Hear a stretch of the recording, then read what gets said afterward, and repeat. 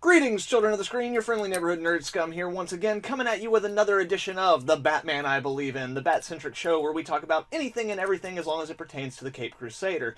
And today we're going to be doing something a little bit different, as today I'm going to be sharing with you guys my custom Bat Predator action figure.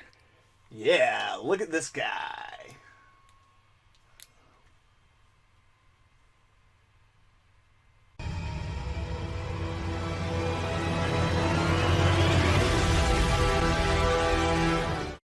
Right on, guys. So first, a little bit of a backstory on how I came to making this figure. As you all know, I love Batman. I also love Predator. I also love Batman vs. Predator, which then kind of like sold me on the idea of the Predator clashes with other character crossovers, which eventually led me to the Judge Dredd vs. Predator, where I found this amazing cover. And I was really disappointed that I never got a similar cover or artwork for the Batman vs. Predator books. So imagine my growing disappointment when years later, reading the Justice League of America vs. Predators book, which is not a great book to begin with, but look at this monstrosity of a cover.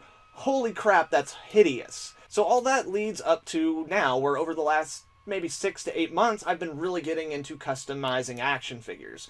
And I was going through my bin of pieces for custom figures, and I began to notice that the DC Essentials Batman body, the peg for the head on it was the same size almost as the one for the Predator figures from NECA. So I grabbed the head off of the NECA Enforcer Predator and just threw it on that Batman, and I was like, okay, yes, this is happening. But then as I started getting into it, I began to notice that, okay, so not all of the proportions are really going to work for what I'm wanting, so it became very clear that this was going to be a little bit more of an elaborate kit bash. So what I ended up using, as I said before, the DC Essentials Batman, specifically the second version that is in the blue, gray, and purple.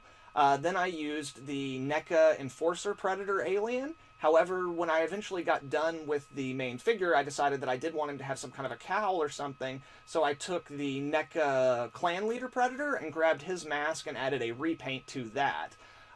Beyond that, it is made using the basic body of Batman, minus arms, head, and feet. I basically had to Dremel out the legs so that I could get the pegs for the Predator feet to work. To go up in there, but luckily, they're pretty big, so it actually provides a little bit more sturdy support than the original feet that were on this figure.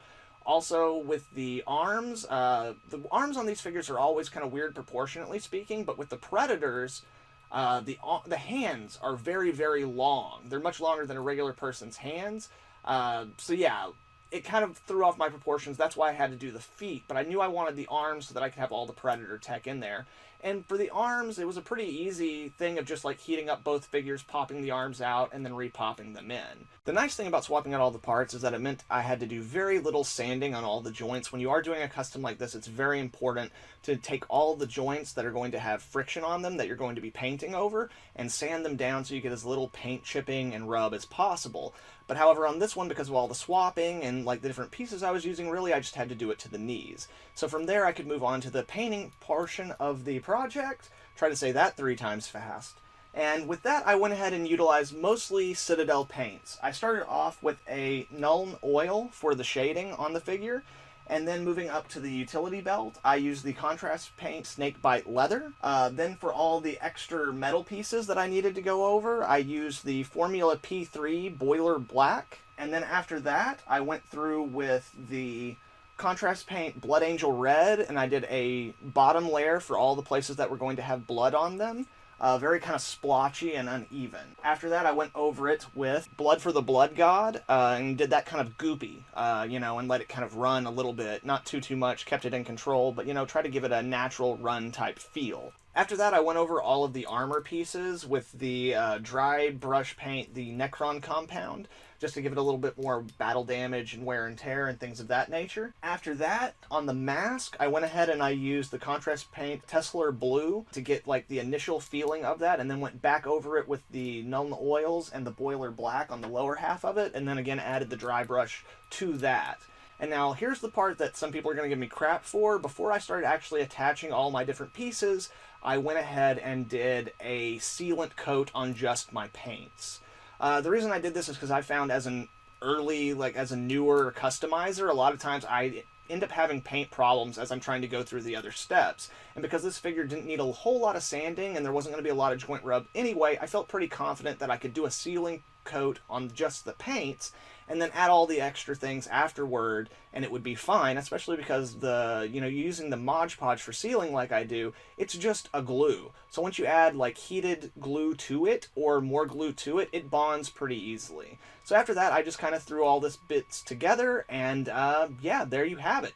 You have the Preda Batman custom action figure from NerdScum Customs. Oh, one ugly No, you know what? No. I'm not doing this. I'm not gonna body shame the Predator. What? No, I don't. No, Chase. Okay, I know it's in the script, Chase. But guess what, Chase? I'm not gonna fucking do it, Chase. Yeah, that's right. Your name's fucking Chase now, motherfucker. This is wrong. I know it. You know it. Someone needs to fucking speak out. You can make a difference. Remember, Yagachues have feelings too. Hashtag Yagachues have feelings too. Oh, am I acting unprofessional, Chase? Yeah, well, guess what, Chase? You're a fucking Nazi. Right on, guys, so that is my newest custom action figure, the Preda Batman. I really hope you guys enjoyed that, especially because after the new year, I'm going to be starting a new series, which is going to be called the Custom Chronicles, which is going to be going through all of my customizing escapades as a new customizer. Like, if I screw something up, you will see that. If I come up with a clever workaround for, like, a problem that I've noticed a lot of other customizers having, I will include that as well.